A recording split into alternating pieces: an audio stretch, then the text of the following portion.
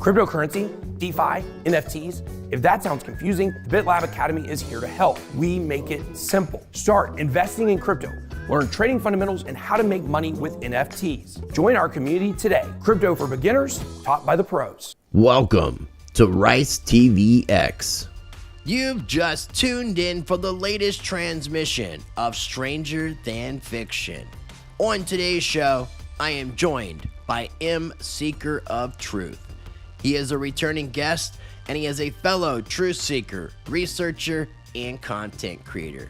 It's been a while since he's been on the channel, so I wanted to play catch up, find out everything that he's been up to with his YouTube channel, his research, and much more. Before we get into it, visit ricetvx.com and sign up for my mailing list so you never miss an update or new Rice TVX content. You will also find my various social media links and more. You can also find Rice TVX on Odyssey and Library, where I have a full catalog of my videos, post up extra content, and share other appearances. And you can also find Rice TVX on BitChute. Right now, you can save $250 on a 3-month food kit from My Patriot Supply. It is their lowest price in 3 years to help you fight inflation. Go to prepwithrice.com and get your $250 savings on this 3-month emergency food kit. That's prepwithrice.com. We have coming food shortages, global food supply chain issues, fertilizer is scarce and expensive, farming problems. Be smart, be prepared, not scared. You can also save $50 on a 4-week emergency food supply. Visit prepwithrice.com. I will include links in the video description for everything I just mentioned, as well as everything shared on today's video.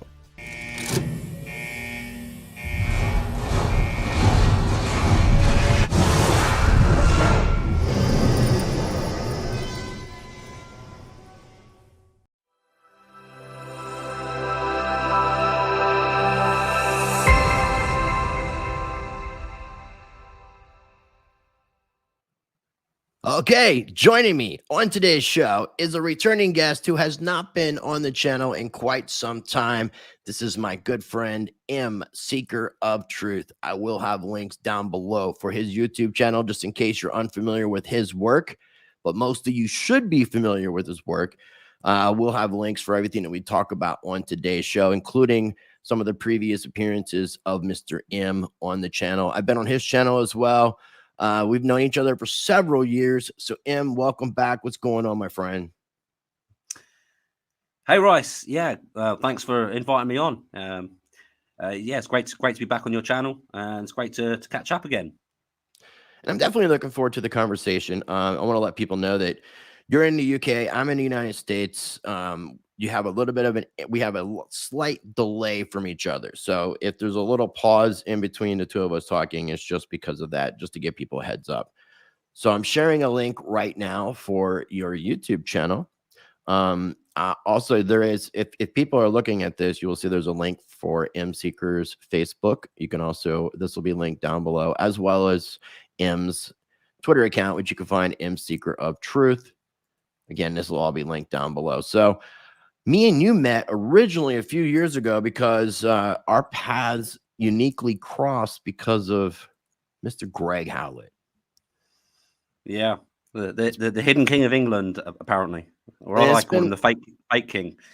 It's been a while since, you know, that whole stuff kind of fizzled out. I mean, I'm pretty sure that was by the end of 2020. Yeah, absolutely. And then a big part of what got Greg Hallett originally a little bit more attention was someone else who is a mutual friend of ours, Dr. Charles Ward. Yeah. Yeah, he's not really a doctor, but so I'm just being completely sarcastic. I'm just talking about Charlie Ward, the old board guy in Spain, who's apparently his old age is starting to catch up, and maybe dementia or something may be creeping in. And if that's the case, I'm definitely going to send prayers his way. Well, yeah, I wouldn't be too sympathetic. He's flying his private jets at the moment around the world with his wife, and he's doing quite well, I hear, off of the insider club money that he's earning through giving his secret intel paid, pay to play, Patriot style. It's been a while since I've watched any of his stuff now. I did ask you, people see here the American Pitbull in my name. I was given that nickname by Charlie Ward. I think he meant it as an insult for my relentlessness, my attacks on Hallett and him and company. I'm not even going to give company the I'm not even going to mention their name. It's not worth it. The others, I guess, really not worth it anyways, but that's how we connected. And we both basically came to the same conclusion that Greg Hallett was full of shit. And so did Charlie Ward. But instead of coming out and saying that, he just transitioned into the Patriot QAnon movement. Now, obviously, right now, I've got to be real careful with verbiage because of the YouTube overlords. Got to make sure that we don't do anything that's going to trip up the algo. So I've been learning to play a lot better of a game of chess. Have you been dealing with any censorship, or have you been getting any strikes on your channel's videos removed anytime this year? You know what? I am very, very careful. I say very, very careful. You wouldn't think so by looking at my content. I can slip up at times, but I am usually very, very careful about using code words and if need be. And, by what I say, saying it from, trying not to catch lawsuits as well, trying to say it from, a point of view as this is what I've found, from this channel copyright that I've had a few people try it at me for copyright. Simon Parks has taken down a video of mine. Charlie Ward did a few years ago when we started talking about Greg Hallett and Charlie Ward. And you say that Charlie figured out that Greg Hallett was a fraud, a charlatan, and then came forward. But I mean, he was pushing this guy as the real king of England. He was very serious about that. And it was only after videos from yourself, videos from Justice, videos from myself, and the video of him coming clean to, I think it was a channel called River's Edge. And he said, well, I'll tell you something. I've known for a very long time that he perhaps wasn't telling the truth, but I thought I'd give him a chance to tell the truth. And it was just some sort of, what it was trying to back out of it because of all the pressure that was on him at that time from people like us who were trying to seek the real truth, nothing but the truth. And he's telling all of his followers for months and months that this guy was the real king of England. So, I mean, there's not much integrity with that. And I feel that he did that in reaction to the backlash he was getting for promoting something that was fake. Yeah, no, I agree. And I quickly moved on, just distancing myself because I said what I needed to say. After me and Ward's problems, I invited him on my channel again, and that's when he basically had given a loose threat of when he's talked about sending people to my home, which you had mentioned in your interview with Riz Flex. I appreciate. I am going to reach out to her. So if she happens to be watching this, I'm going to be contacting you to come on the channel, which I enjoyed that interview. I will try to include a link if I can remember for that particular interview for this as well in a video description. It's a really good interview, and I don't want to be too repetitious with a lot of the things that you've talked about on her channel. I did want to just commend you on continuing the path of trying to expose what's going on with Charlie Ward, because what I found to be unique, and you could probably attest to this in a lot of ways, because you're very forward thinking, you're a good researcher, and I think the two of us are ahead of the curve when things go on. Like, we caught Hallett very early. We caught Charlie Ward very early. Simon Parks on your end very early, to the point that both of those individuals I mentioned, aside from Hallett, are continuing to be able to, trying to change my language, but fool people and have people just be so susceptible to bullshit like Kool-Aid drinkers in a cult, to hang on to all these words. And I have seen pictures with Ward with like General Flynn and things like that. So that makes me lose credibility with people like Flynn. And Absolutely. ironically, now this is going to turn out interesting. I want to tell you something real quick. Last Friday, we're recording this on the 7th of September. It should be out on the 8th. Last Friday, Ethan Lucas, not sure you know who he is, right? Because you've watched a couple of my shows with him. Yeah, I've watched parts of your shows with him. Yeah. So he did an interview with Juan, the 107. 107. Okay. And Wayne. yeah, and so the second and I told him like, hey man, if you can hook me up, I'd really appreciate. So he actually invited me on for he had a second conversation, invited me on for that. I had to play nice because it was his channel. Plus, I'm trying to get some one-on-ones. Well, at the end of that, he had mentioned McAfee. And I told him, well, interesting you mentioned McAfee, because I told him my relationship with McAfee, with his widow, who I'm still friends with, etc. And so he wanted to talk to me. And I told Ethan, I told him I messaged him on Skype because that's the way we connected. And Ethan said he gave out my information to him. And I just assumed that was just like my email, my Telegram, whatever. But he gave my phone number. So I got a text from him. We've been texting each other, and we just haven't had a time to like talk. So I think he wants to talk off the records first. And as long as I can, just be very kosher with him, I want to try to get a few interviews in before I really kind of go secret truth on him. play that. Careful what I say. Yeah, get your interviews in, respectfully, and see what he's got to say. It'd be interesting to see. You two. And then talking to him, then, it'll give me personally too, to give me a lot better of a feel for the direction of things I want to take. Because if I don't find any validity in anything that's really being said, it just may just be like a wham bam, thank you, ma'am kind of situation. Because I just don't see a lot of value. Don't want to get on that train. So that'll be interesting.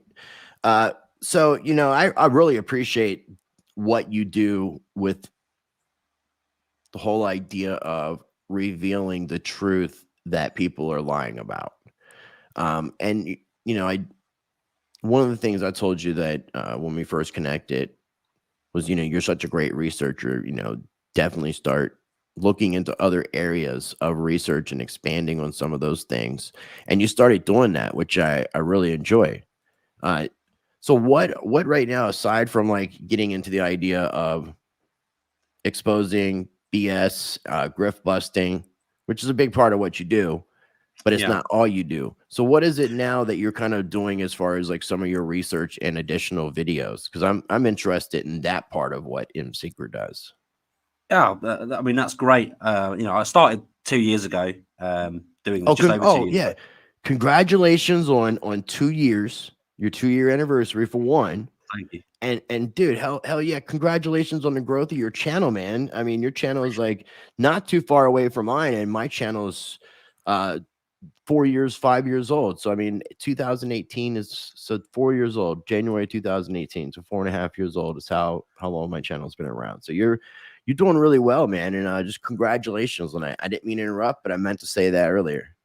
I appreciate it. Yeah, I've been, really, really proud of the community that's built around my channel. I'm really thankful for people subscribing and partaking in the community and comments and things like that. And I really appreciate what you do. You were saying about you appreciate what I do.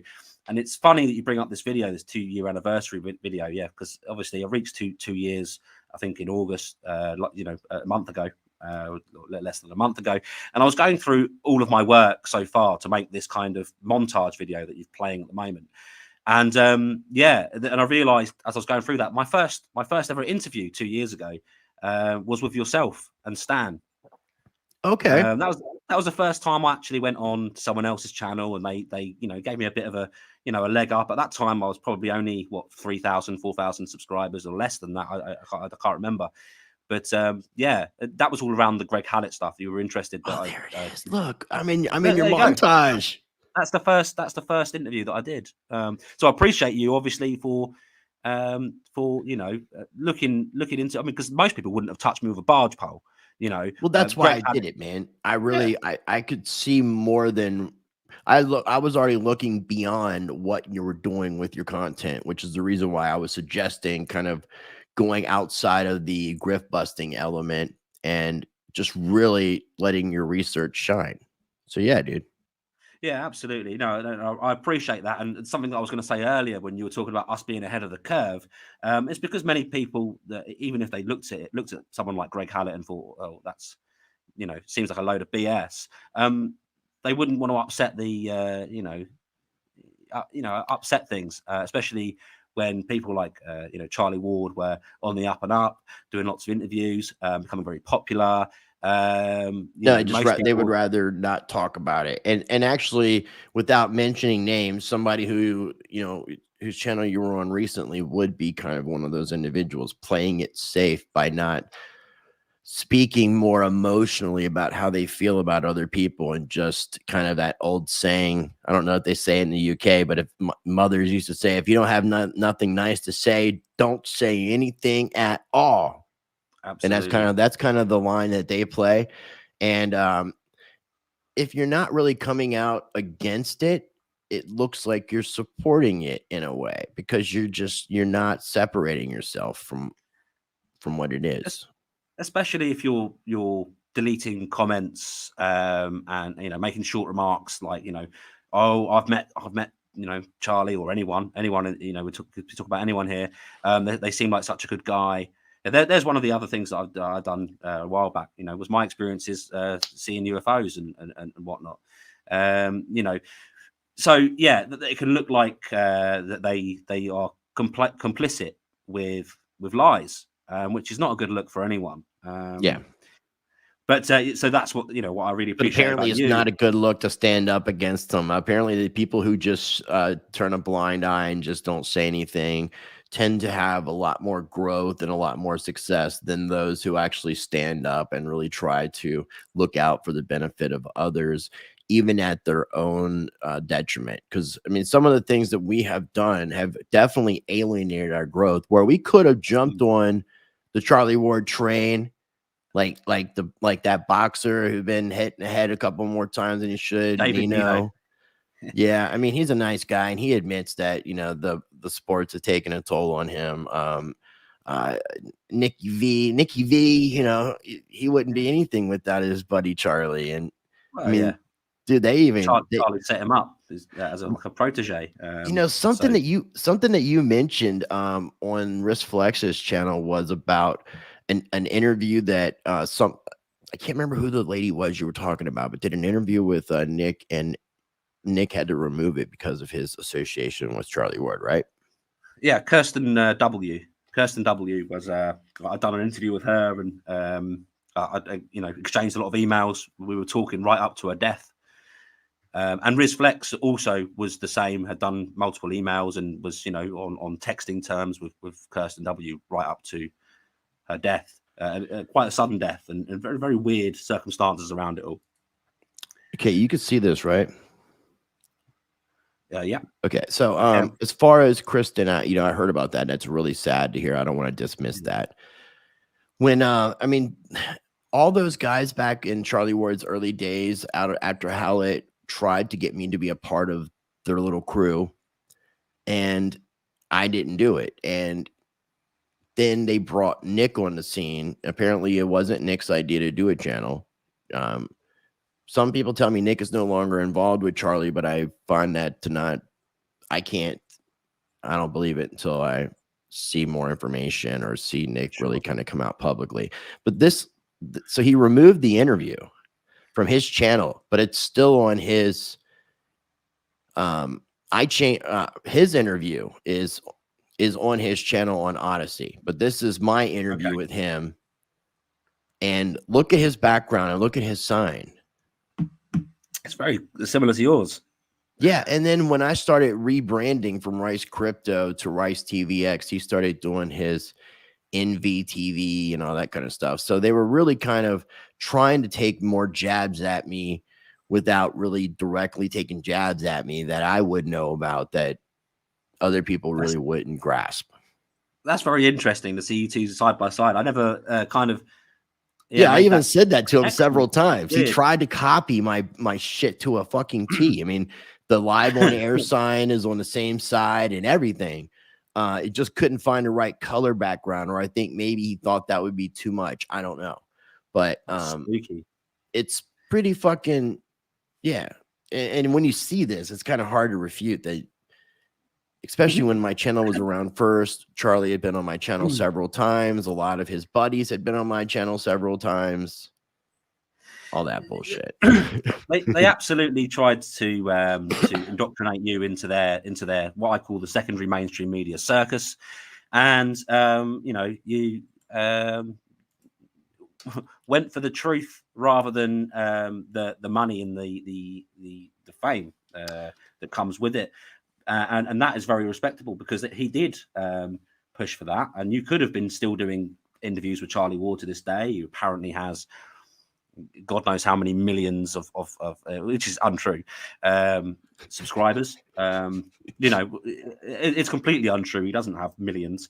He certainly doesn't have 20 whatever million he thinks he's saying that he does. But anyway, you know, you could have carried on with that, and the same with Pimpy. Was in the circles, and you know, he kind of spoke out a bit as well. Yeah, I do want to real quick. You mentioned Pimpy. I do want to do another video with me, you, and Pimpy. I need to reconnect with him if you're interested in doing another one of those. Absolutely. When you mentioned it before, I think I sent him a message. I'm not sure. I don't think his message. Yeah, he sent me a message, and then it all fell through the crack. And me and you got reconnected.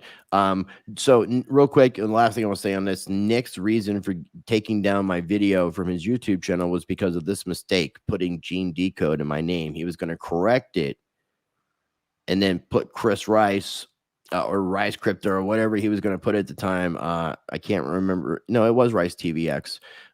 I had already rebranded. So he was supposed to correct it, never re-uploaded the video on YouTube, but it automatically, because he signed up on Odyssey, because I talked about it a lot, and a lot of people started using it, and then other people started finding out about it. He didn't remove it from his own YouTube channel, because if you look here, from his Odyssey channel, this is Nick's Odyssey channel. So he tried to remove it, and it makes me wonder, what about Kristen?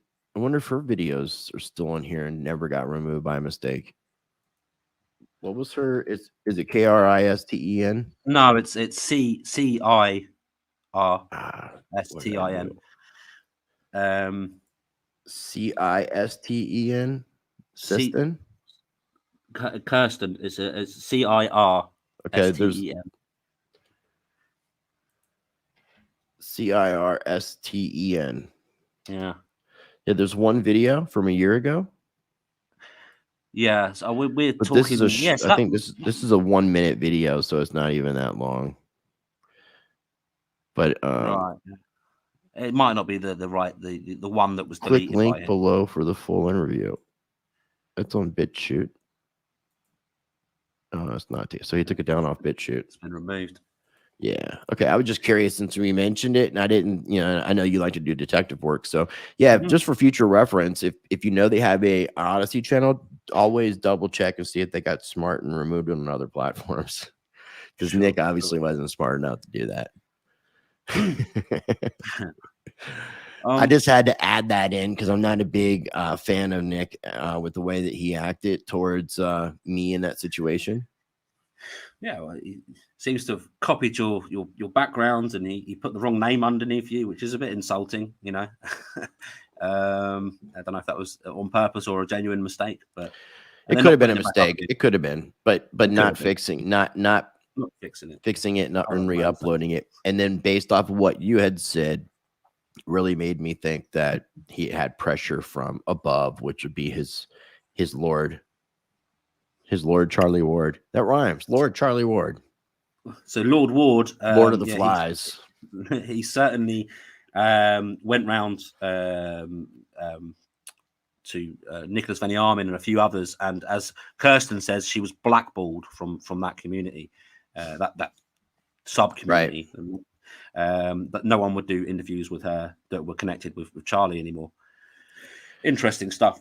Yeah, no, so I didn't mean to retrace back to that whole horde of cohorts.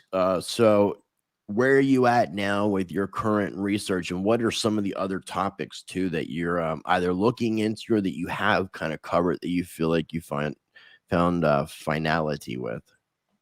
Right. Well, just as you started saying that, they showed a bit around Elvis. I did a piece on whether Elvis is still alive, and there's a guy that claims to be Elvis The church, an asylum. Oh, there's a preacher that people say is him. Yeah, Still alive everyone too. was commenting on it. I can't remember his name. Do you I don't his remember name? his name offhand, but No, there's but a lot of I looked into similarities. that. I can see the similarities, But it's in not. voice and stuff, but I won't endorse that connection. And to be honest, he'd be, he would probably be a lot older. Seem a lot older. Anyway, going back to, I did a piece about a separate matter where, this was investigated years ago. The person that originally investigated it, they gave thanks to me on my website recently, actually. So I did this whole thing around that. I've done pieces on my thoughts around UFOs or UAPs and my experience in seeing one. I've done shows on lots of kind of different things. Yes, it's probably only 1 in 10 of my videos, and I think a lot of people that are subscribed to my channel want to see me busting grifters. There's a bit on the Mandela effect there. Okay. So Mandela effect. I mean, with a Monopoly guy, for instance, when people try to remember the Monopoly guy, they think of the top hat, they think of the the white moustache, the cane, the suit, and the monocle, right? Yeah, but you're like the way you're describing it too also reminds me of the Planters peanut guy too. Yeah, and lots of people. So some people have tried to use that as a reason why that would be the case. However, we don't have Planters peanut, or we didn't have Planters peanuts when I was a kid in the UK. So I would not make that mistake. I remember. Right, no, I get it. But what you're describing, that kind of reminds me. So it's trying to make me.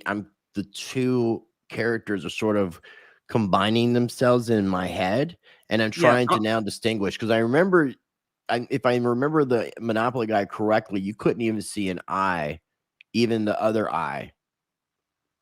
It was always kind of like, I don't know, if I feel like his eyes were squinting, both of them, and then he had the monocle.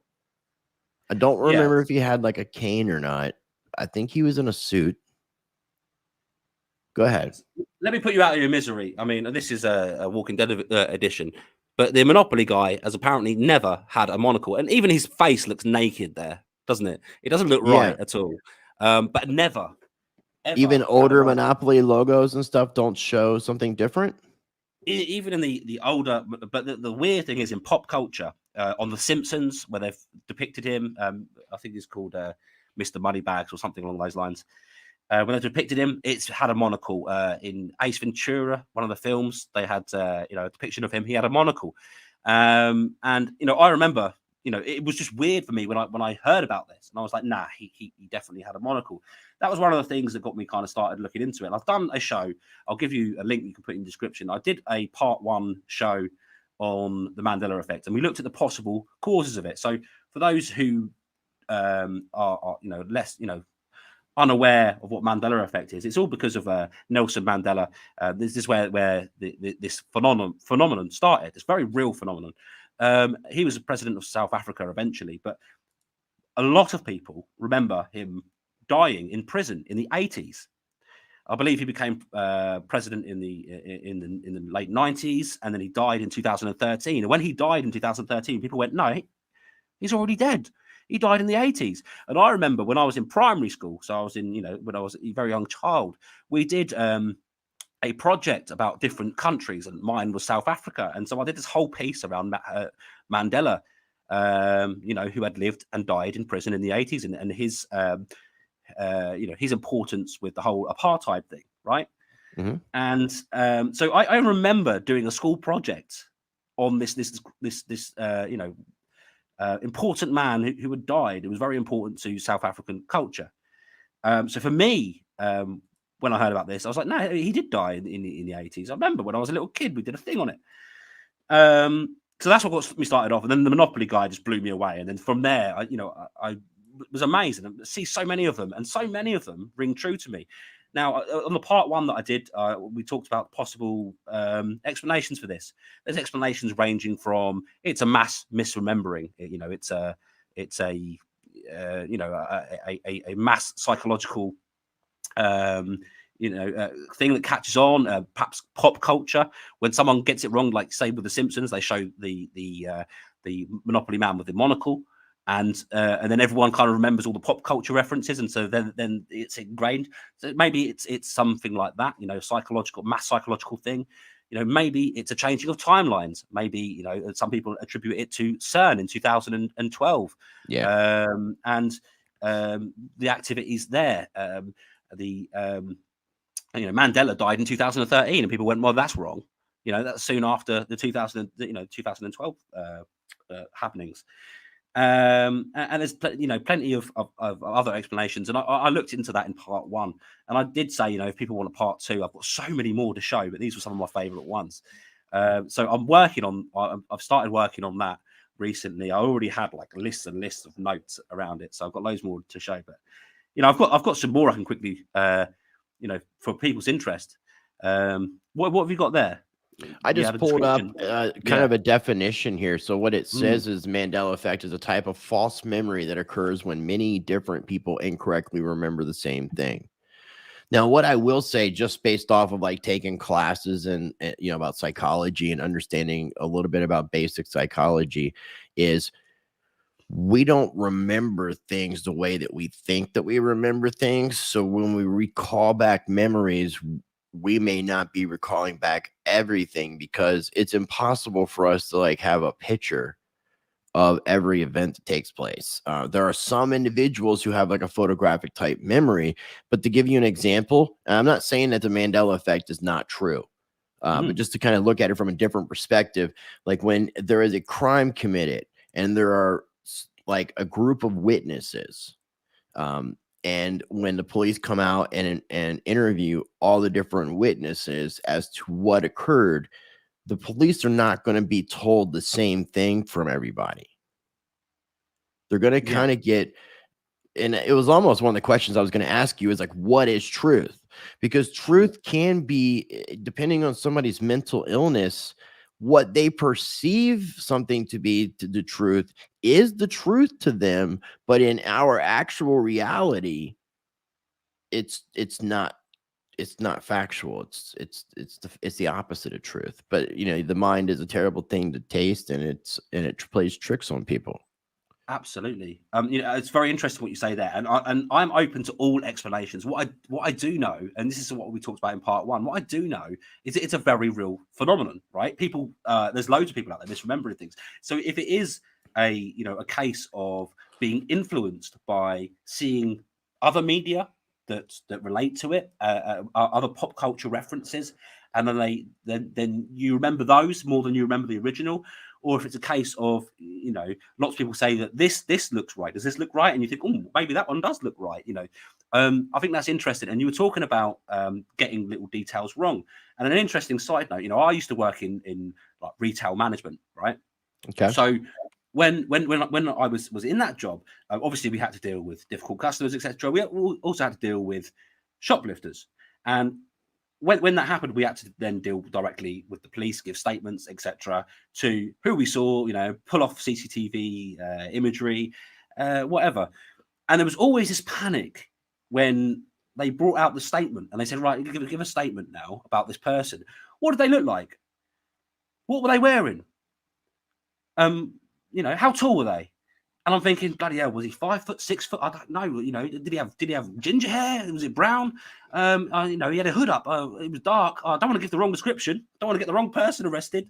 All those little details. Your mind can play tricks on you, and you can sometimes fill in the blanks. If you don't know he had a hood up, what color hair he has, you might be filling in that blank. Oh, I think it was dark. I think he had dark hair. He could have had blonde hair, but you didn't really see it. But you want to be as helpful as possible. So it's interesting. And it just brought me back to that kind of panic about getting little details wrong. And it's the same with all these Mandela effects. Like, I guess when I see them, you know, if you watch the first video, is a lot of me going, nah, that's not right. That's not right. I remember it being this way. But, you know, how reliable is your memory recall? And how susceptible are you to getting little details wrong and influence from seeing what someone else said? No, this was the way. This was what it looked like. For you to then be influenced by that. Right. It's interesting, the psychology around it. Yeah. I agree now, but on the flip side, even though I said what I said, and I've been saying this a lot more recently since you mentioned a certain thing, you know, they're talking of crashing a reality and us, our reality combining with another multiverse reality version of us. And there are days that I look around and I'm like, what the hell happened? You know, it's everything has like flipped ass backwards and flipped inverted, where like what you think is real is not real and what you think is not real is real. It's just like everything has started to get so twisted that the lines of reality, and then it also kind of goes into the idea of us living in a simulation. That's an interesting theory as well, which could be upgrades changed to the code. That could be some corrupt data there. That's changing. Who knows? So I mean, I am open to all possibilities. I am the open-minded skeptic, you know, as I think you are as well. I'm the same. I think you know, other explanations are so I said all that about, you know, and that's because I looked into what it could possibly be. I mean, there's some of these more supernatural ideas around what's creating this. And if anything, if I was going to lean anyway, it would be towards that we are somehow living in another timeline. Now, I'm not going to, like, you know, say that, you know, that's the truth. That's what I'm reporting as the truth. That's my belief from investigating this, that it's probably something along those lines, rather than everyone is just misremembering this. Although I still find all of these explanations could be valid, and I'd like to explore them all. One other thing that people have been saying, a lot of this in the comments of that video, was no, they're intentionally going back and changing things to confuse you. So like they are suggesting, and I've said, well, what you mean? They've gone back and they've changed every single VHS copy of this film, and they've gone, yeah. In people's homes when you're sleeping, they're creeping into your house when you're sleeping and changing out all your old VHS. Yeah, that's people that believe in that. There's people, I mean, I'm not saying that I do. I'm just saying that, you know, that's another theory that people are saying, that they're doing it on purpose. They you know, they'll stop all these VHSs, and sometimes you can find ones with the slight difference on. I'm trying to remember the film where there was one.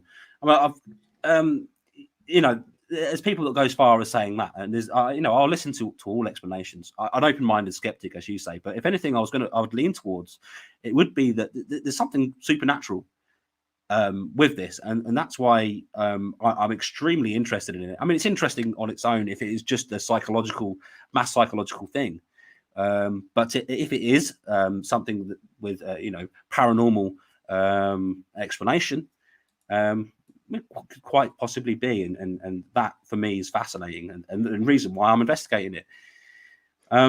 What about this one? M goes on an alien mothership. Can you tell me about this one?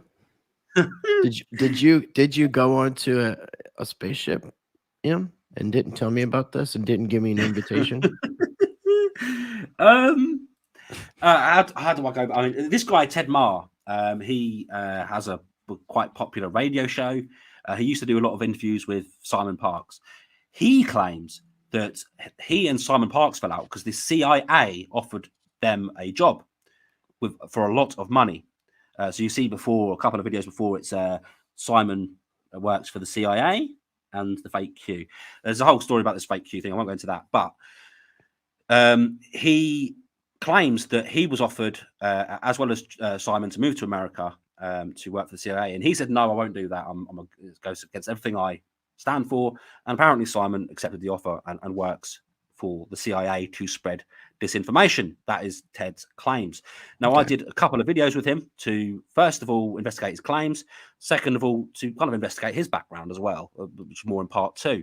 In between those two parts, I did a separate part because he claims he does private sessions, etc. He claims that he often goes aboard a alien spaceship, and he offered for Charlie Ward to go on an alien spaceship a Pleiadian mothership. So out of interest, I went. He said, "Oh, I'll take you aboard if you like." And the first time he did this, I didn't record it. I didn't ask, or I just did it to see what he was going on about, and I was being open minded. And then it was something else. But then the second time when he was going to take me back up there, I just asked him before, do you mind if I record this? And he was like, oh, absolutely. Admiral Halosaurus has said that it'll be very good to get out this information. So he ended up taking me aboard this alien mothership. I'm gonna pause you. I'm gonna pause you because the time that you went the first meeting, you said after you were done, take you back up there, which means that you have been up there before. So, you're telling me that this guy took you on a Pleiadian mothership? Like, are you telling me this with a straight face and in all sincerity, or are you saying it like your queen would say it in all sincerity or whatever? Yeah. No, you can probably see my face is jumping all over the place. Quite known for my facial. I don't mean to knock this guy, but again, I mean, maybe he perceives this to be his truth, and that might be the mental illness stuff that I was talking about. But I'll let you finish. So in short, I would describe this experience as more of a led imagination exercise. He assured me that it was actually very real, and my astral body was up there, and he was getting me to imagine what was going on. He was like, "Can you see this? Can you see that?" And I'm like, "No, not really, but thanks." And he was taking me to these. Go watch it, guys. I won't go into it too much. It was pretty funny. I took it open-minded. I tried to do it as respectfully as possible. But at the end of the day, this guy was saying that he was really taking me on an alien mothership. So I say played along. I was really respectful, went along with it.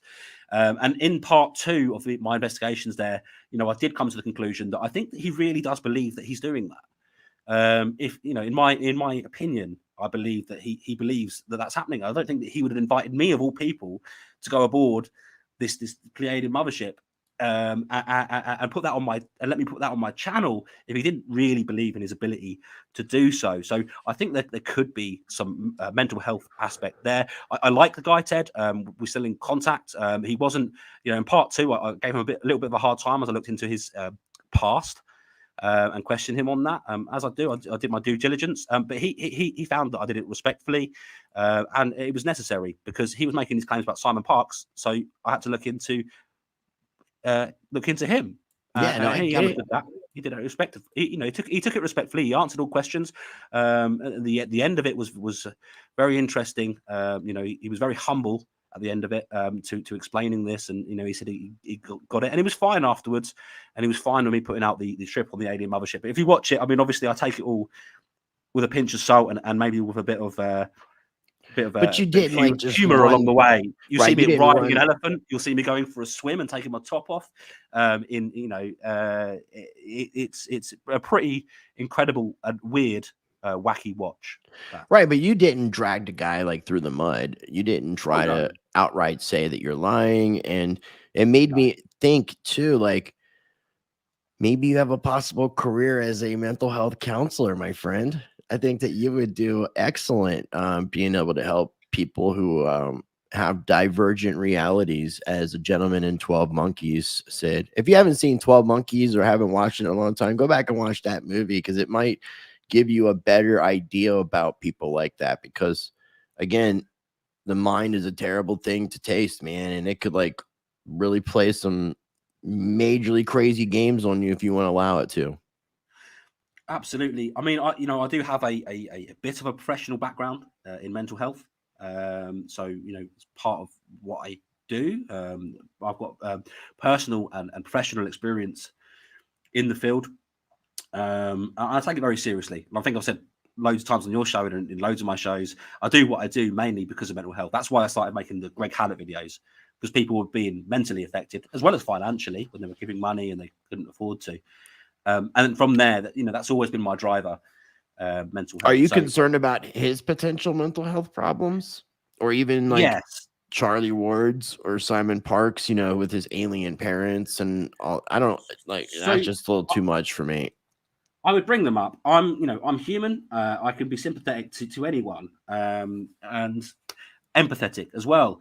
If people like Charlie and Simon are experiencing mental health issues, of course, I'll be, I have so much sympathy and so much empathy. However, it's a different story talking about these people that are affecting many, many, many, many lives and making money and profit off of that, to someone who may not be making any, or if not much, money off of believing in their reality.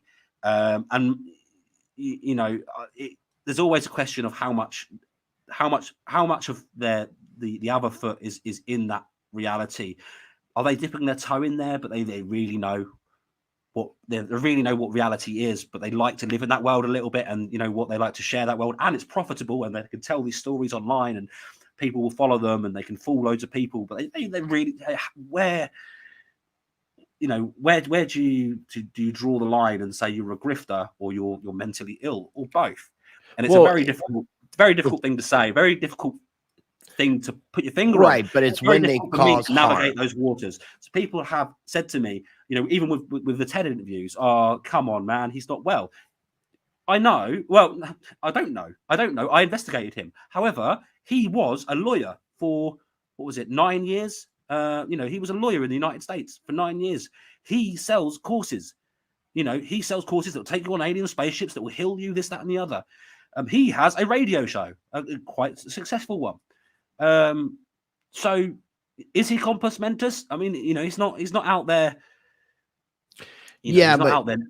It's that they're crossing the line of harming people. And if they're profiting off of trying to say that something that they're doing, these courses or whatever the case might be, are completely false, and they're leading people into a hopefulness and steering people in a wrong direction, just so they can profit, without putting like a disclaimer of this is for entertainment purposes only.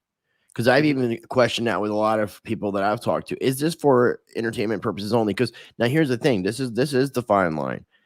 Somebody can be having extremely bad mental health problems, like to the degree that they definitely need help, possibly institution, whatever the case might be. But some of those individuals can also still be intelligent enough to take advantage of other people. And that's where they're crossing the line, regardless of their mental health problem or not. So when you're giving people false hope, if you're selling an alien course and you're letting people know that I cannot guarantee that everything that I'm saying in this is going to take place for you, but this is what's taking place for me. And if you want to take the time to pay for this information that I'm sharing with you, I cannot guarantee any results. But a lot of these so-called individuals are guaranteeing results. And that's why I appreciate you doing that. And again, I appreciate you kind of like expanding outward, with what you're doing. What do you think about the idea of extraterrestrials, especially like within the United States? We have the CIA coming out with UFO or UFA or whatever they're calling it now information. The Congress here wanting to get reports about what's going on. I'm not sure what's happening over there in the UK or Europe as far as like that ordeal. But what are your thoughts about the idea that there could be others on this planet, shapeshifters, all the above? That's a very loaded question. Shapeshifters, things like that. I mean, is it possible that somebody could have extraterrestrial appearance that are not from the same race, and then have you as a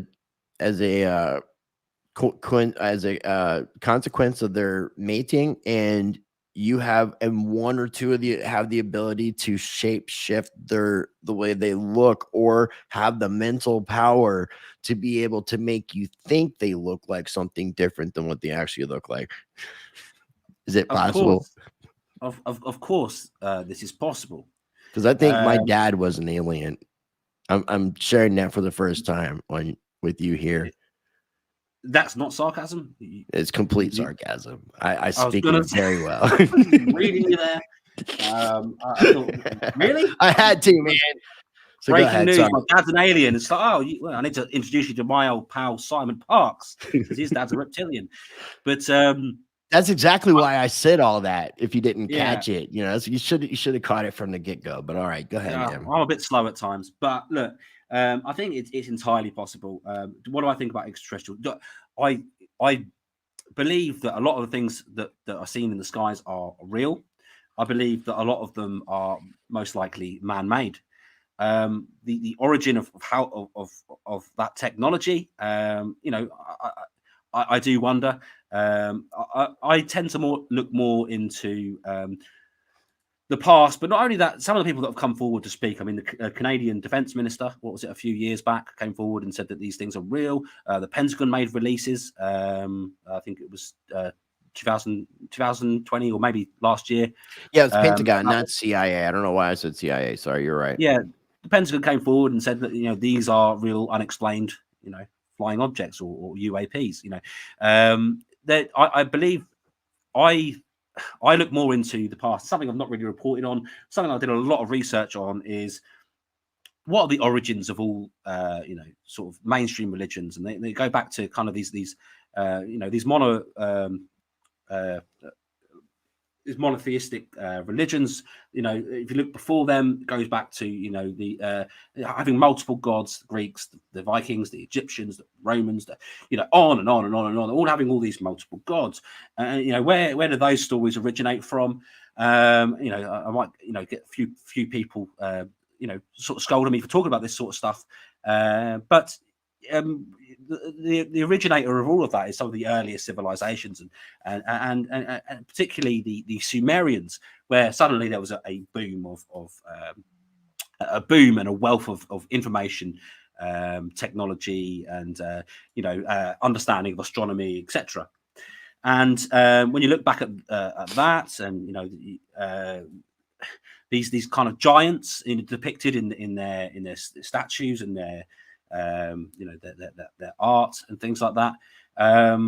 You know, and they talk about the Anunnaki, and there's stories about Enki and Enlil and the manipulation of DNA on the planet. From Anunnaki, I think loosely translates to those from which heavens come. These multiple gods, as humankind didn't know how to interpret these beings that came from the sky. All of these kind of this information or stories or interpretation of this information, however you want to look at it, is all very interesting and is quite deep when you look into it. You know, you've got these statues of these giant guys with these weird kind of braided beards holding a lion as if it was a domestic cat. I mean, these guys were huge, and even in the Bible and other you know, modern day religious texts, which all seem to kind of intertwine with a lot of you know, a lot of you know, stories like, you know, a great cataclysm,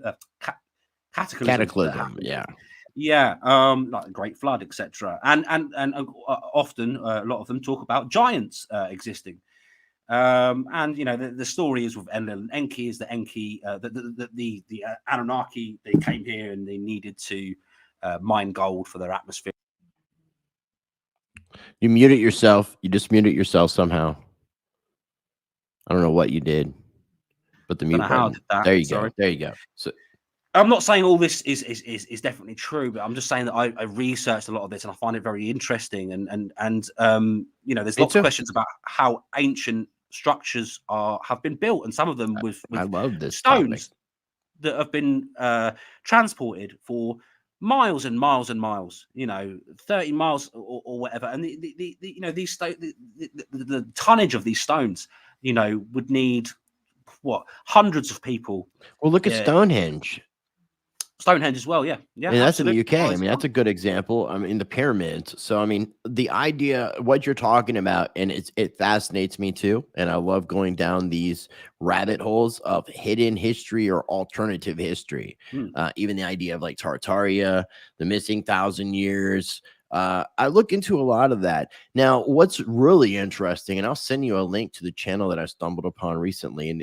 And I'm not sure if this is all that they do, but they were talking about some etymology and roots of words and the word amen, the way, because I've heard a lot of distorted things about that. And the way and where it came from and what it means. It's really interesting. It's basically, without really giving away all of it, is like taking an oath. It's so be it, basically. There's some other meanings of what it can mean. And in the Bible, in the New Testament, it talks about not taking oaths and things to that effect. So it's real interesting when you think about how all these distortions have taken place. And it's very fascinating. I would love to see you like do some videos about the Anunnaki, because you seem to be very well versed in kind of the Stitchin-esque area of the Anunnaki, which there are people that oppose that view, say there's mistranslation. Zachariah Sitchin has been questioned.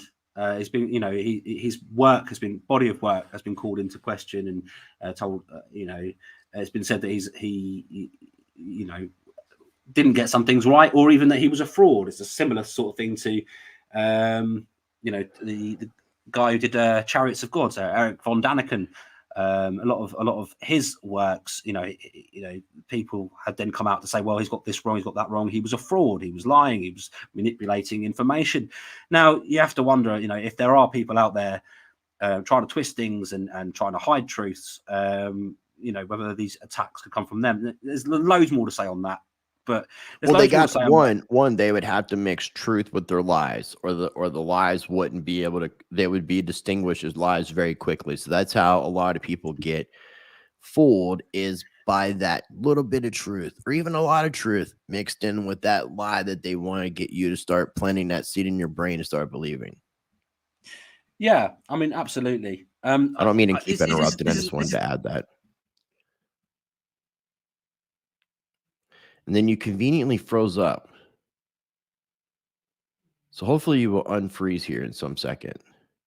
But I do want to remind people to make sure that you guys are subscribed to M Secret of Truth YouTube channel. I will have links down below for his YouTube channel. Also, hey. Are you back with us? I lost you for a minute there. It's cool, man. I was maintaining the ship you while you were coming back. So we're still here. Wonderful.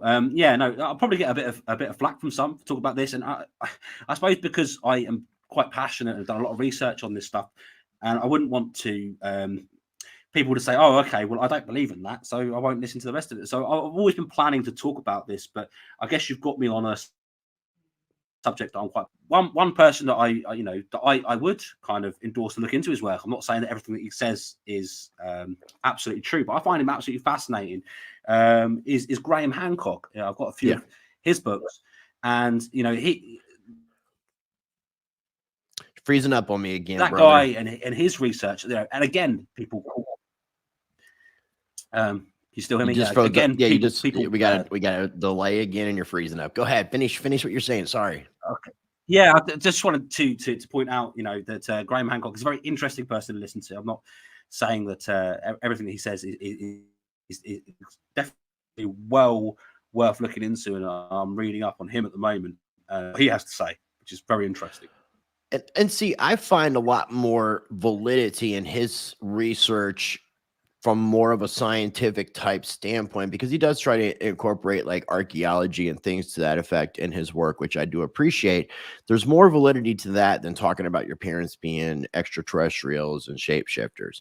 And just because you may find validity or interest in the Anunnaki or the idea of Graham Hancock's work doesn't mean that you validate what someone like Simon Parks is saying. Not to bring it all back around, but you can still be in that area of research and still be that open-minded skeptic and realize that certain things are just definitely not true.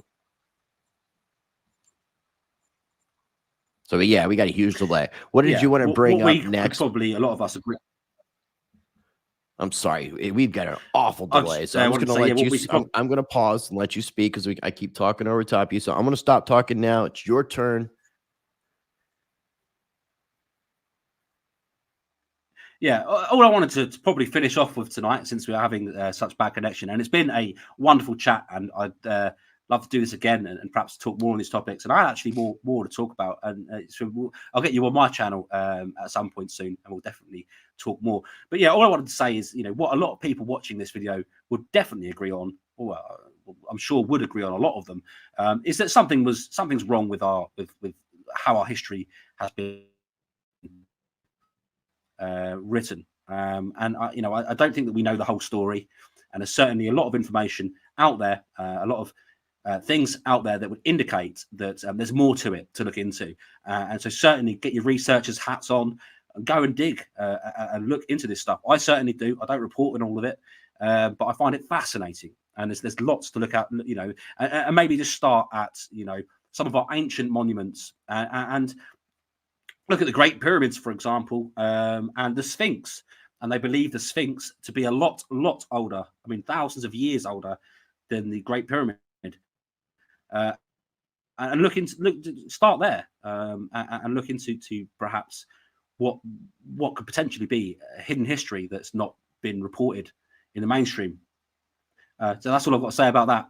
But yeah, Rice, thanks for having me on tonight. No problem, dude. And it sucks that the internet's like this, because I definitely want to talk more. So we're definitely gonna have to do like another conversation together. And when you mention the Sphinx, I've even heard people talk about not a lion's head, but even the head of a dog, because of the Sirius solar system, or Sirius, a star, which is also known as the dog star, the dog constellation. So that's very fascinating.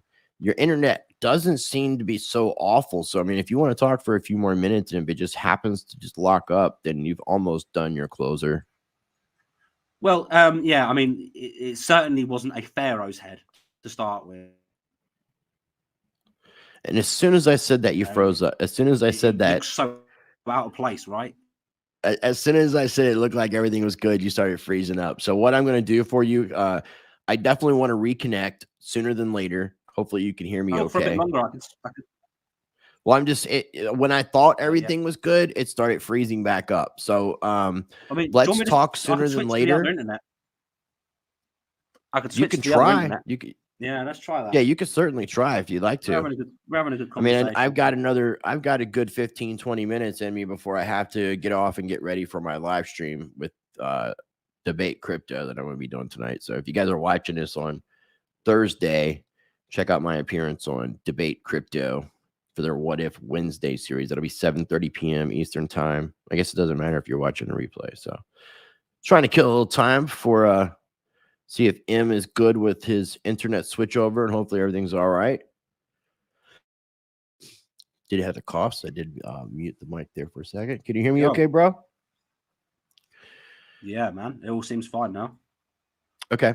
So the only thing I was going to ask you in addition, because like I was saying before, if you could hear me, is I've got a good 15 minutes roughly that I can kill before I got to get ready for my live stream. What other things are you looking into, or what are you going to be doing any future videos on aside from the Mandela effect?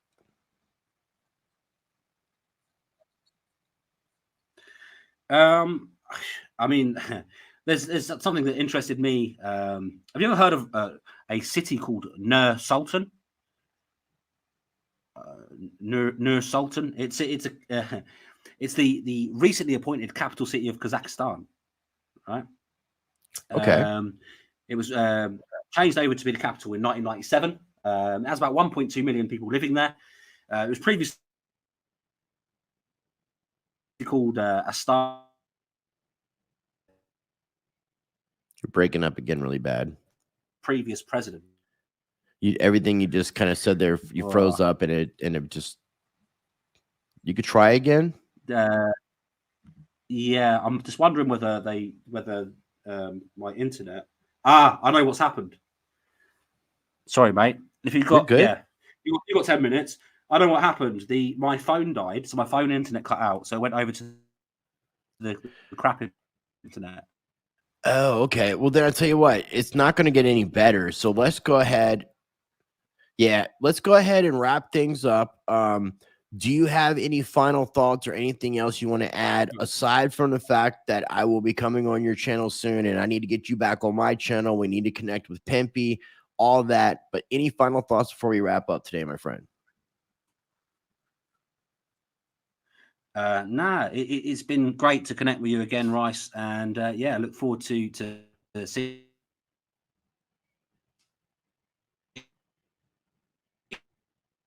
He's trying.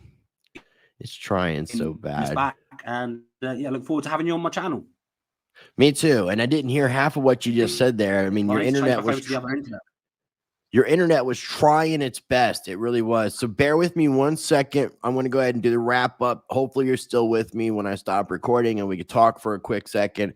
Ladies and gentlemen, everything we talked about will be linked down below. If you're not subscribed to M Secret Truth's YouTube channel, make sure you are subscribed. I would greatly appreciate it. He's a good researcher. He's putting out some awesome content.